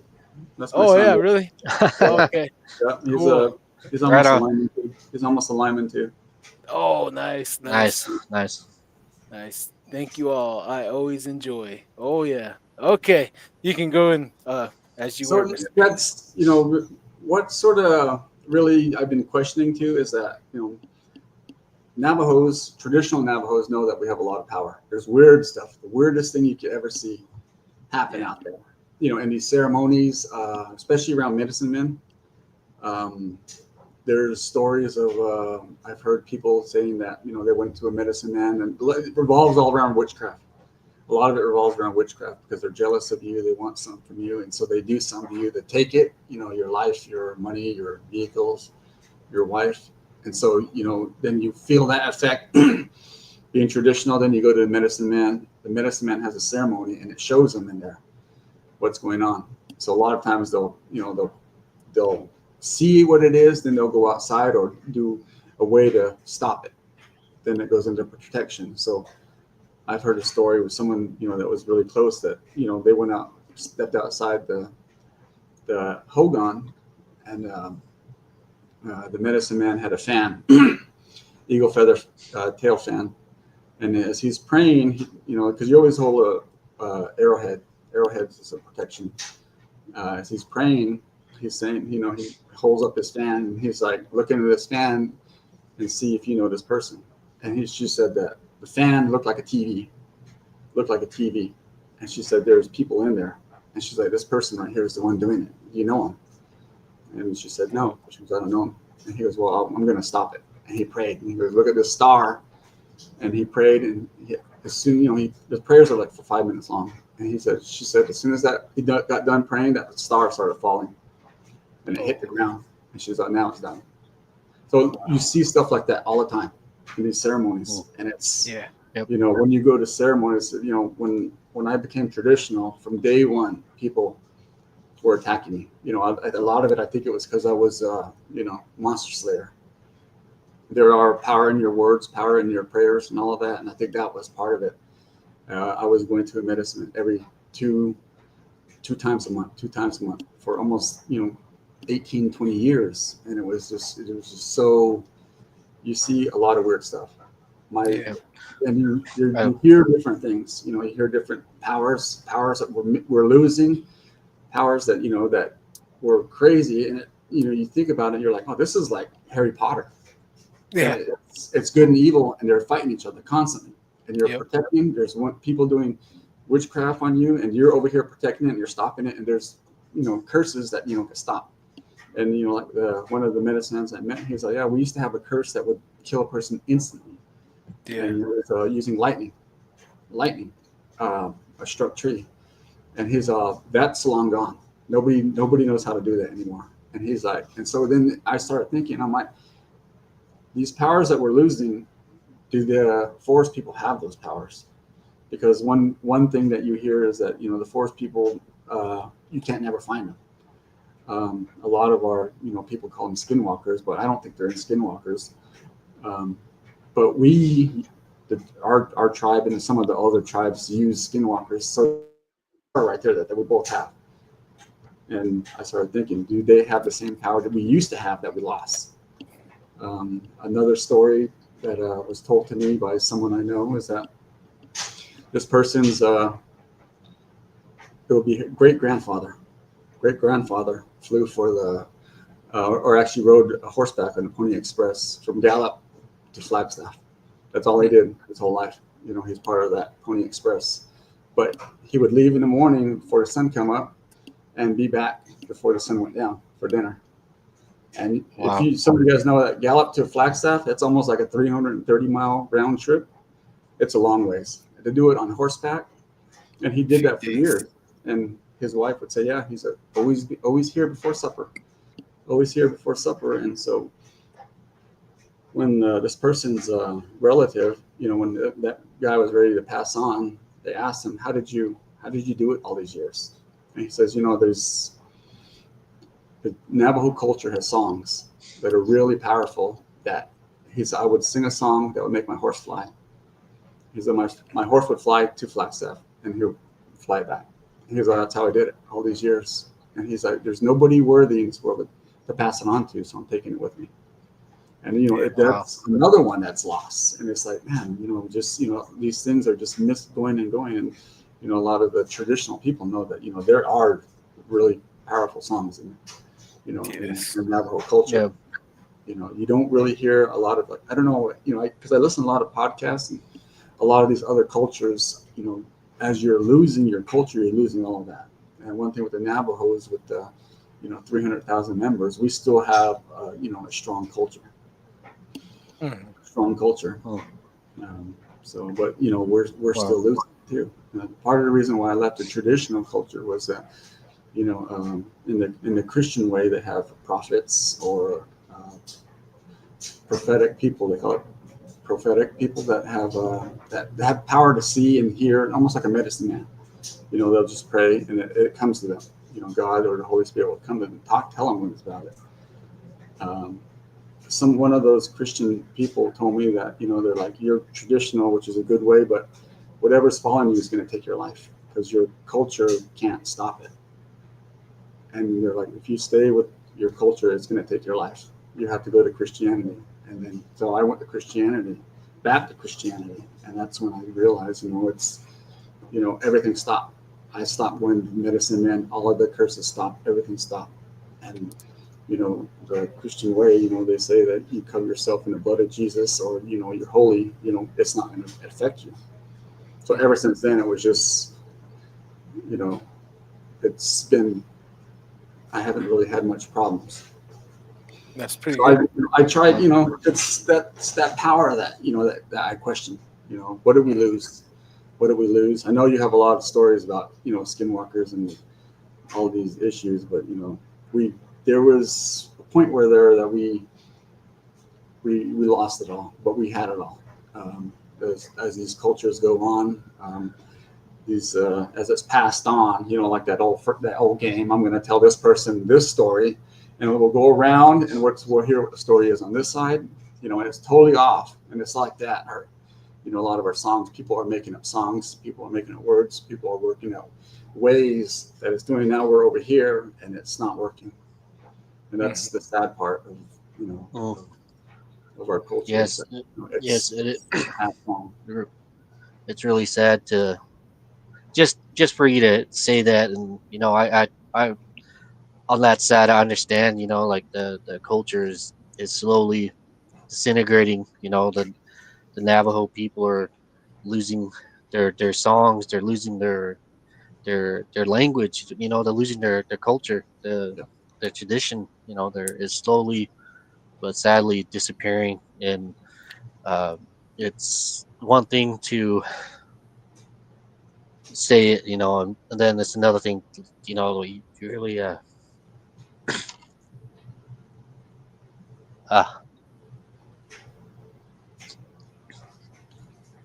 Yeah, it is. The cultures, we're losing it.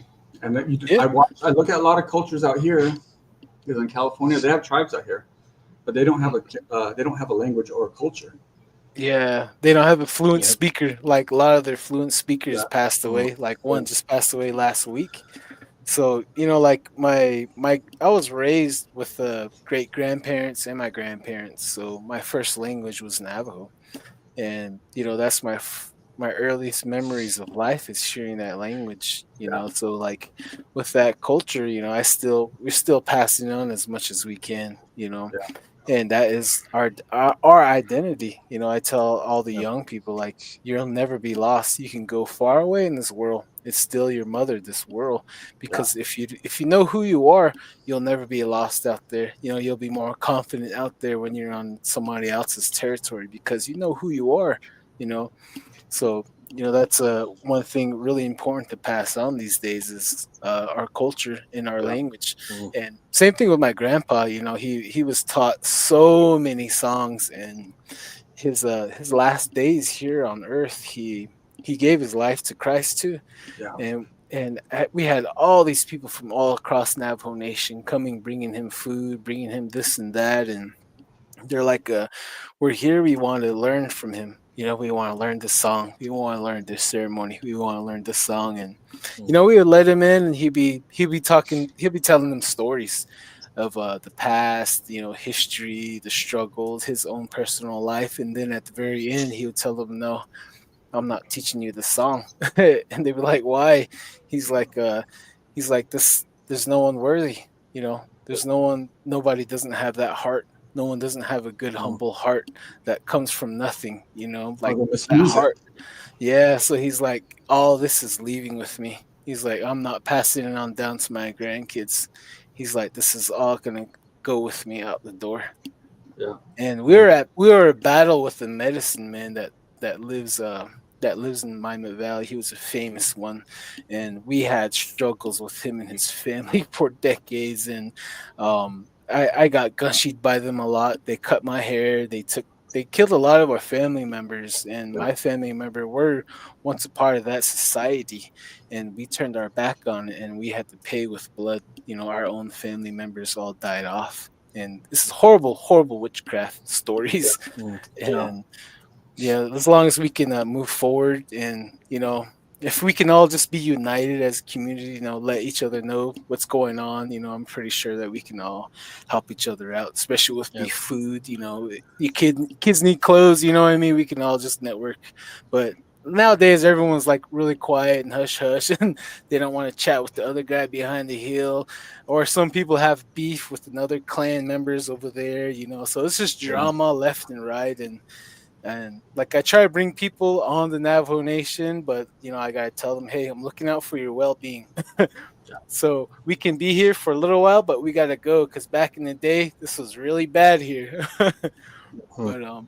But yeah, go ahead, Corey. You can continue with your stories. We yeah. just went So off track that time.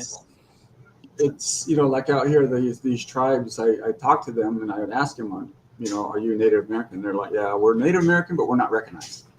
We don't have a culture. We don't have a tradition. We don't have anything. So they can't be recognized. And a lot of them, a lot of the like these casinos, they're not recognized because we don't have casinos like this back in the Midwest or even ours. Ours we do have because they say that the casinos there's it goes by how many members you have, by how big your casino can be. But then these tribes that have, they're only like 100 people. Then they have casinos that look like Vegas casino.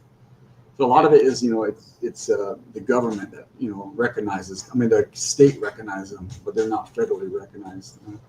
Another medicine man I had, the San Manuel Indian tribe over there in Redlands, California.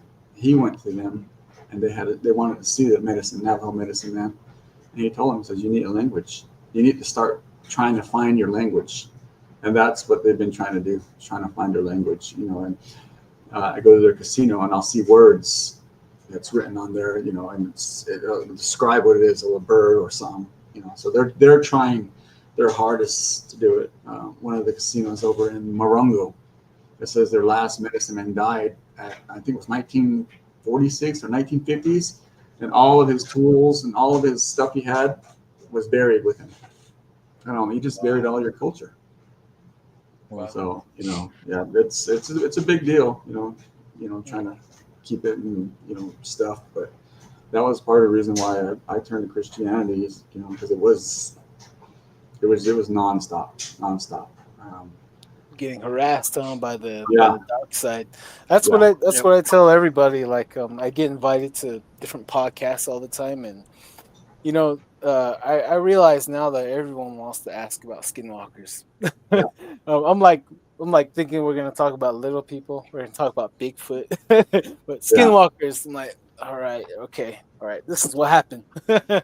Yeah. You guys are, if you guys listen to this, like the last maybe 3 or 4 shows, you probably heard this same topic come up that everybody calls skinwalkers. Mm-hmm. Some of the older Navajos, if you say, "Oh, look at that, that's a weird dog," and some of the older ladies or people will say, "Oh, it's a skinwalker." It all automatically says skinwalker. They define everything that was weird as skinwalker. Then even like you look at videos on YouTube says, "Oh, this skinwalker in the Appalachian Mountains," and I'm like, it's probably not a skinwalker. It's probably something weird, the Fae or something else. But the skinwalkers that we're talking about is people that use bad medicine, bad traditional ways to do whatever they want. Mainly witchcraft. It revolves around witchcraft. And what was told to me is that we got the power. This is another story. There's a lot of those stories about how we got it. And one of them was that, when the food was really low, is that we got the power to go travel somewhere and kill something and bring it back. From there, it goes off to, wherever it goes, it's different. There's so many stories on how we got it. But that was one thing that was explained to me is that, it was, when our tribe needed food. Our tribe needed food, and that was when food was scarce. That was given to us. And it also, like you said, Don, is that your stories about in our war areas, us battling the Confederate soldier or the U.S. Army. That they were the scouts, the ones that were going ahead and doing the spying, surveillance on them. Yeah. So there's a lot of little stories, but it's a real thing. It's actually, I have a story of one of the guys in high school. One of the guys from high school, I haven't heard from him in like 15 years, and he sends me a message on Facebook and says, "Korey, I have a question for you." And I'm like, "Hey, what's up?" He's like, "I have something bothering me." And I'm like, "Tell me." Because I went archery hunting in North Kaibab.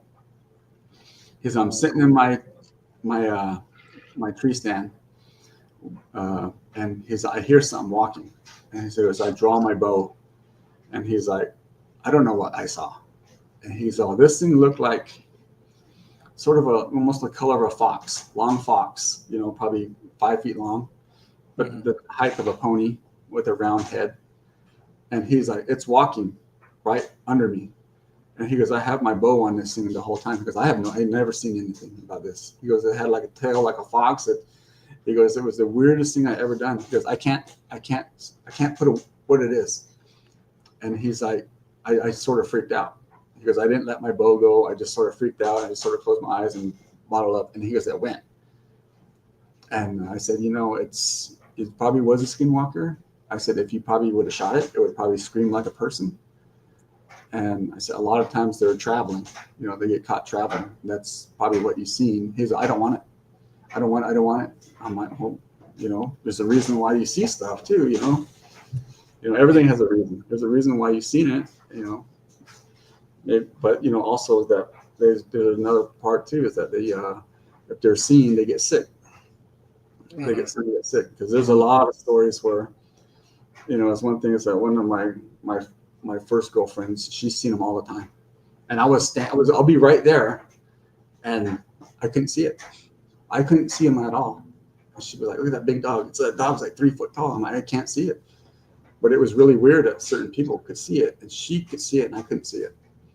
And all the time, she was like, oh, look at that. There's something weird right there. And I'm like, I can't see it. And yeah, that was just one of the things that I think only certain people could see them, like the forest people or these skinwalkers. I only seen one time. I was back in Flagstaff, and we're playing in the field, and we used to run around in this field in the middle of the night. And as we jumped the fence, and we're running through these trails, which was tall brush about 2 feet high. And I get up to something, and there's something kneeling in front of me. And I stop, and all I can see is a silhouette. It's kneeling right in front of me, about probably 3 feet high. And I'm stopping, and everybody's pushing me, and they're like pushing me closer. And this thing's like 5 feet from me. And I'm trying to push back, and finally I froze up, and I just screamed, and I turned back away, and I yelled, and there's something. And everybody came back and told my stepdad, and my stepdad went out there. But it was kneeling right in front of me. Whatever it was completely black. That's the only one I ever seen. Do you? Oh, sorry. Okay. Do you think it was Bigfoot, or what do you think it was? I don't know, but this was almost a little like my stature. I'm 5'10", 5'9". This was probably smaller, but it was kneeling out in this field, and the sun was sort of, the yellow bushes. Everything turns green, but when they start dying, they turn yellow. Mm-hmm. So it was brush all around, and it was sort of a light. This moon was sort of far off. Yeah. So you could see all the stems of the bushes, but this thing was like right in the middle, and you could see it's down. You can see its legs, you can see its butt, you can see this, and it's just sitting there looking at you. And I just froze, and I just left. And I think I was probably like 10, 11 years old when that happened. Oh man. And a lot of the older Navajos would just run out there and go look, get a flashlight and look, because usually they'll find them. But yeah, that's the only one I ever seen. But it's one of those weird things where a lot of people are mistaken. That's the skinwalker we're talking about, the one that is traveling somewhere to do something bad. They get caught, they're checking something that they did, that they buried somewhere, and they're just double checking it. And so they're making their rounds as soon as they do it. And it's just like, I've seen this in like the Mexican witches. When you have a problem, you go find this person, go to them, you say, I have this problem, I want it taken care of. And they'll tell you, all right, this can cost you $1,000. Give them $1,000, and they go do it, and it's taken care of. And that's basically all it is. It's a business. It's a business. They don't care who they're doing it to. They don't care any of that. It's their money. But what I was told to me is that they have to continue doing it. They have to do it, or else they're gonna basically die. Yeah. That act that they made. Another medicine man in Tuba City. She was telling me that she went to a concert or like a fair. It's one of the fairs that was going on over there, and she met an old friend from high school. So the old friend from high school took her to this house, and she said this house was plywood with a roof, and it had dirt floors, almost like a hogan, old beat up hogan. So she went in there, and her friend says, "Here, stay in my room." So it had a living room, kitchen, and had rooms, like 2 rooms. So her friend took her in there, took her to that room, I said, stay here. I got to come back. I got to go meet somebody real quick. And so in that back room, she didn't realize there's an old man in there, old man in a wheelchair. And he comes out and he doesn't know that she's in there. And he gets it. This little kid comes in, teenager kid comes in there, and he's talking to him in Navajo. And the old man says, "That kid, did you do what I told you to do?" And the kid's like, "Yes, yes, I did it. This is all in Navajo." So he goes, "Yeah, that's your next step. Your next step is to have sex with your grandma to get to the next level." What the hell? You know that. And he said, "Yeah," and she's sitting there and she's freaking out because she's a medicine woman. And she's hearing this right there, and she's like, "This is where it starts from right here." And so he was telling him the next step was that he needs to have sex with his grandma to go to the next step, more power. And it's a lot of it is getting more power. The more dark stuff you do, like one of the things that they had to do is consume human flesh and like drink horse urine and just awful stuff like that. They have to keep doing. Yeah. Someone close. It gets down to someone close, taking someone close to get more power. Yeah. And it's because when you can't do something about it, then you have to get more power. Or it's sort of a sick, disgusting way, and that's the skinwalker we're talking about. That dark side. You see where it's disgusting, it's gross. For normal people like me, I'm just like, oh, it's sort of disgusting, and that's something, being monster slayer I pray against all the time. Yeah, that's why I tell everybody, like the skinwalker. One of the best analogies I use all the time is like George Lucas. He plagiarized all the Native American stories. The dark side, the light side. It's the same thing. He's talking about medicine man. So I'm like, the dark medicine man is the Sith Lord, and then the good medicine man is the Jedi and his apprentice. But then the Sith has his apprentice too, so they're always never alone. So that's what George Lucas took all that from the Incas, the Mayas, all that. Basically, our whole stuff is on Star Wars. but yeah, other than that, you could. Sorry, all right, Darren, you got any questions you want to ask Mr. Chris? Yeah, it's the whole skinwalker business. We try to explain it. That these are just people. Just stuck in their wicked ways. And most of the stuff that they put on the media, like TV, like they don't. I don't think they actually do their research. They just find the scariest picture. That they first thing that pops up. You type in skinwalker. It's usually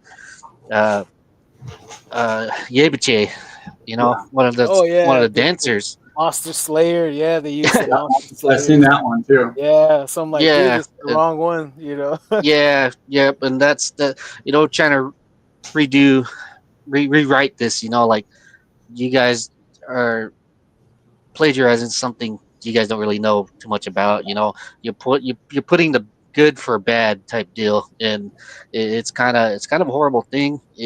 I'm not really sure how they do their research on it. Even with that the movie Wind Talkers, they spelt Yazi wrong.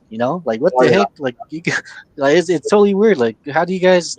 That's like a most common Navajo name out there. Yazi, and like, how do you guys drop the ball bad on that? And we're trying to tell everybody like no, these most of the stuff you guys see on TV and Facebook, those ain't skinwalkers. Those ain't your Yanagoji people. Those that's most likely something else rather that they're seeing. Because personally, like yeah, this possibly is skinwalker. Like, what is a skinwalker doing in Brazil? Like in the middle of forest out there. Like, what is it doing out there? The in-law ended up out there. I don't know. Could be. We gotta. Oh, sorry. Let me. Let's catch up real quick here. We're running. I'm gonna be shutting us down a little early, probably like hour 55 minutes, maybe, just so I can make some AI shorts. If I go over 2 hours, I have to do the AIs myself. But that's besides the point. Let's read Brian Cass's message here. I've heard I've heard of a ceremony that used to be performed in Black Mesa. They would put fresh crops of food around the hogan and perform the ceremony, which was to give an offering for peace. And he says, oh yeah, says it's been a long time since I heard about this ceremony, so I can't remember everything. Oh, interesting. We Yep. ceremony for Bigfoot or skinwalkers? Maybe Maybe for crop. Bigfoot, huh? Maybe for good crops or blessing your crops at the beginning of the Yeah, for season. good crop Yep. harvest season. Yep. Yeah, yeah. But yeah, is there I cut you off, Mr. Curly. You were gonna tell us another story. My bad. Yeah. See. Let me think where I was at. Oh my gosh. Um, yeah, it's sort of a it's a weird thing. A lot of it was, I think, it just started. Something started, and I think a lot of it comes from that Skinwalker Ranch up there Right. on Right. up there, and that I think that name actually sort of blew up everybody. Now what's trending is everything you see that's weird out there is is Skinwalker. That Yeah. Right. Skinwalker Ranch up there, it's really weird. Um, Yeah. lately, Mhm. lately I've been. I don't know if you guys use Chat GPT or even heard of it. It's Mm. AI. Uh, It's amazing some of the stuff that they do. It's sort of creepy too because really? you could ask it any question Uh, and it's looking at all of these books, everything that's being fed into it that it knows, and it's giving you answers. It's talking back to you. cool, And man. if you talk, you ask it questions about the Bigfoot, Dogmen, like Bigfoot. I did it yesterday and asked what is Bigfoot, and it'll give you the definition of what's read in the books. Then you ask it, what is your definition of it, and it'll tell you, oh, this is a spiritual being. This is a spiritual being. But then you ask, well, what is a dogman in your own words? And it says, oh, this is a demonic being. And so, it's really weird is that Chat GPT is just giving out really questions. And we got into Anasazis, asking questions about Anasazis. Where did they go? A lot like our stories that we've heard is that, the Anasazis are considered the ancient people to us, that they start doing wrong. One medicine man told me that they were taken off the earth because you know, they were messing with DNA, and so that's where a lot Huh. of it, and it's weird. Is the medicine man told me that probably 20 years ago, and now it's like it comes up on AI saying yeah they were removed from the earth for messing with the DNA. And so it's Yeah. little things that are just sort of making sense now, coming out. What Chat Mhm. GPT is sort of scary because in One my of mind, it's demonic. yeah.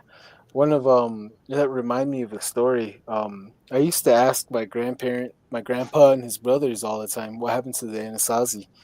They said that back in the day they got in contact of a god of the darkness, Yei Legend, you know. That was it So too. yeah, so they got in contact with him, and they started doing abominable things, like they would switch a heart of a dog and another animal, and they would switch the head of different animals. They would switch them like that, and they would tell our ancestors, our Dene ancestors, they're the ones that named us Navajo, Beho, like the Mhm. tall cornfields spiral our Yeah, crops. Mhm. So they said that I guess they got a hold of that dark entity and they were kidnapping Navajo children and sacrificing them and eating them to that yeah, dark god.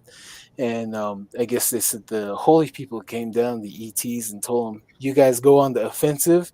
Whoever's trying to escape, we'll beam them up."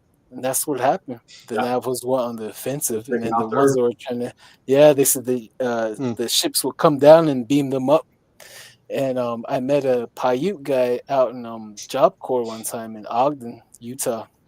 He said that he's Paiute. His dad said that they had to change their identity because back in the day they were running from us Navajo. They said that because we kept stealing Navajo kids and eating them and sacrificing them. This is his words. And he Yeah, said that the Navajos all got pissed off and they started attacking us. And when they started running from them, they said the ETs, the UFOs would come down and beam them up. And his dad's dad escaped. he sought refuge with the Paiutes, and he changed his identity and he changed his culture and just to blend in. And he passed that on. And he said that his dad was really short, really short guy. Hmm. Yeah. So that really just like confirmed it. You know what I mean? Yeah. And so yeah, things that aren't written in books but Yeah. passed on through Yeah. oral Right. knowledge and Yeah. history Yeah. is always worth a Yeah. lot. There's a lot of that. A lot of that out there Mhm. for now. Depending on who you talk and where it is and what they've heard. A lot of people, you go to medicine. When I used to go to medicine man, he would ask, you ask, and he'll tell you something different. But someone will say, "Oh no, this is what it is." And I'm like, "Well, this is what he's seen." Yeah, A well, lot of like what brought down their whole culture was they started making fun of our ancestors, saying that we're more powerful than your gods. You guys should start worshiping us. We can change hearts out. We can change faces, heads on different animals, and they'll still be alive. We're your gods. You worship us. And then right then, boom, everything just set in place of destruction. Chat So. GPT said it was God, the God that did that, Mm, that warned them, like uh, you know, when before the flood, in yeah. the Bible it says about the flood that they were all doing that too, or even Sodom and Gomorrah, they were all Everybody. warned. And that's the same thing, is that they were all wiped out. The flood wiped everybody out on earth. And so like now, another thing that ChatGPT said is that these places are, they open up portals in Yeah. in their areas, and that's why you're supposed to stay away from them. That those spirits might still be in there, still be in Mm. those ruins. That's why we're supposed to stay away from them. Oh yeah. That's what they I have a new oh man, I have a new member that just joined the team. He shared a story of he's seen Kokopelli around the ruins out Yeah. there in Gallup. I've Oh, seen well, Kokopelli too in Kanab, and just recently I'm trying to bring another guest on one of the mittens over there in Miami Valley. I guess there was a UFO dancing, going around the mittens in circles, and it was climbing up the mittens, and it hovered around the top of the mitten, and it shot up to the sky, the Hmm. mitten. And Yeah. she said that the government shut down that whole place for a whole day or two, and they would not mm, let anyone in or out. They Yeah. let her in because she lived down there by the mitten, and she recorded wow. that whole thing on. It went viral on TikTok. So I'm really hoping I can get around here and we can show the Yeah. video to everybody. Really good videos, like a little bright light going up the mitten, like going up all the way. Then it Yeah. was going in circles like this, then went straight up to the sky. Hmm. Mm. It's pretty cool. And Yeah. there's always a mothership too. But yeah, go ahead, Mr. Creeper. Yeah. There's a lot of UFO stories around the reservation too. Because Mm, Oh yeah. Yeah. I think almost every family has one. yeah. All the way up from like Saudi Lake, where I think someone I know also was being chased by a UFO, because when they started seeing it, they Mm. stopped and started looking at it. Started filming it, and then it turned and it started coming toward them, and they were racing out, and this thing was following them out. So Yeah. a lot of Yep. stuff Yeah. like that. Ooh-wee. Yeah, they do that. I know I had a video of that I recorded of my mother. She came in running, screaming and yelling, saying that a UFO chased her back home. And sure enough, uh, we walked outside, and there's one giant ball just sitting there, just dancing in the sky. Uh, Yeah. I sat there and I recorded it, and I watched it for maybe 2 hours. And soon enough, in one of the videos that I took, the ball kind of just dropped down to the ground. And right when that right when that happened, uh, all the coyotes, all the dogs in the forest just started howling and screaming. And I was like, "Whoa!" Like wow, that's crazy. All these dogs, canines just all started screaming. It was weird. I don't know what the No. mix was, but All the same time. these lights are out there. These UFOs are out there too. So, Yeah. uh, yeah, go ahead. We're almost about there too. So, Just as long as we don't assume that it's a skinwalker. It's like what hmm, Tyson says. Yeah. Was he the Yeah. one that was on last week or two shows ago? Yeah, T. yep. Um, Chief. He's a new member of the team, and we're going to be investigating his side of the res pretty soon too. So it's really active on his side. Yeah. Of, I think his side probably has what I know on that side of the reservation. There's definitely more skinwalkers, for Wow. sure. Yeah, I've been hearing more of that, and also the have since you worked on Hopi land, have you ever seen any Hopi Hopi witchcraft around there? No. Because there's so far I've heard of two different variations. With our new member last night, he said that there's a snake priest out in Winslow that was bothering him while he was sleeping in the car. Um, Wow. he's going to be on September 7th. That's going to be his episode. He's a hand trembler too. Uh-huh. So he has a lot of good stories, man. And he said that he's seen this Hopi snake priest had like a maybe a snake or a yarn in his mouth and a stick, and he was moving the car. And then so he was looking at him for a while, and he just glided on over to these bigger trucks, and he said that those guys seen him, and he was moving these huge trucks by himself, moving them around, shaking them. So Mm. and yeah, he said that those Hopi kids didn't like Navajo workers, and they were Yeah. cursing them too, out in the open and saying, "Wind, blow these Navajos away."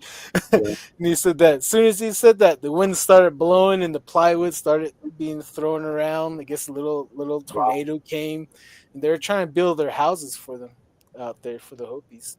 So Mm-hmm. just like wow, and I Mm. guess they found bones and pottery all underground. So like it was bad land. Something really bad happened there. So like all these hauntings, different areas have different hauntings. Yeah. Yeah. Yeah, Right. but we're getting closer to our end time, and Mr. Curly, is there Yeah. anything you want to tell our share with our viewers and listeners out there? Yeah. Well, I guess I a lot of people think that forest people were animals, but me, I think they're more of a human. But then a human, it's not of this earth. So which it goes into alien because there's certain things that it's we've talked about it for a long time now. You look now, there's more and more stories. Yeah. There's something going on. You listen to some people, they're saying there's something not right in the world. Mhm. Christian wise, a lot of Christians out there saying it's the end of the world soon, and all of this stuff starts coming out, and you got to protect yourself from a lot of that stuff and understand.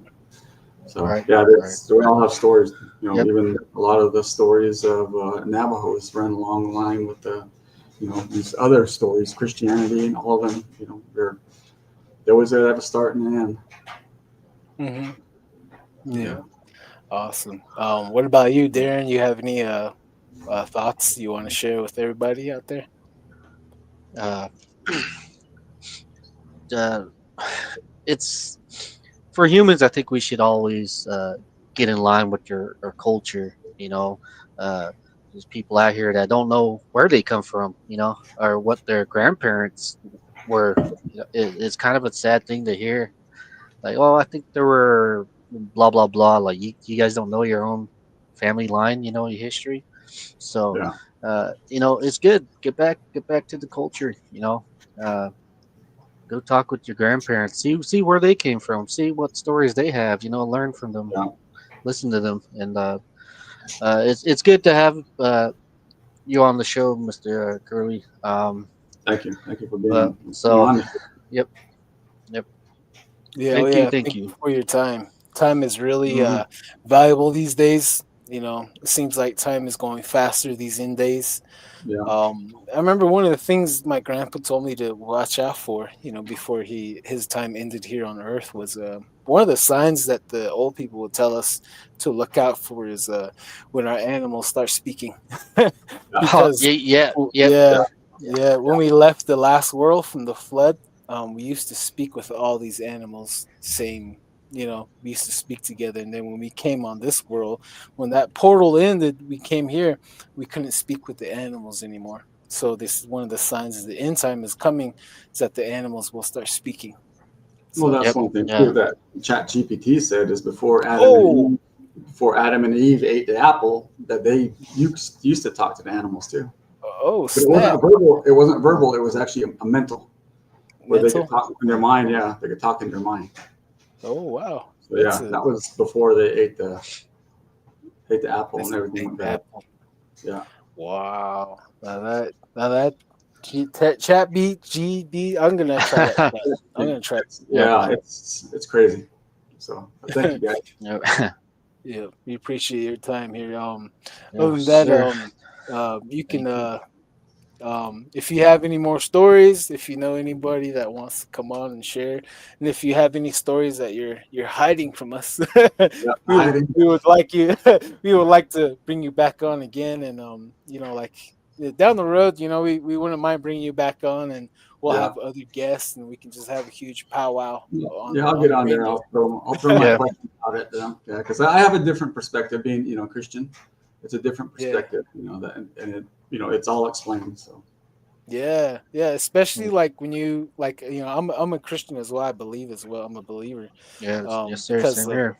all the things that I've seen, like when you see pews start going up to the ground and like 9 rows moving back, and seeing a skinny person with supernatural strength, or seeing somebody outside of a church with gigantic rattlesnakes crawling around his legs, like um, things like that, like that's what really made me like made us start this podcast. And I yeah, found Darren, like, hey, I need to find a co-host that can, that's open to these conversations, like Oh, yeah, these topics, and I think with us being Native American, we have little more insight, a little more knowledge on the spiritual side, and the side that is not written in any books, yeah, and this is one of the ways that we can preserve our knowledge, coming together and exchanging along with everyone else there across the world listening. mm, yeah, This is another episode from us. Thank you. yeah. Thank you, Curly, yep. Mr. Curly. Yeah. Thank you Thank Thank you. you. again. And other than that, you guys, is there you want to say later, Mr. Curly, before No, no, thank you guys for all showing up, and listening. Thank you guys for allowing me to come out here and talk. Yep. Have a good evening. God bless.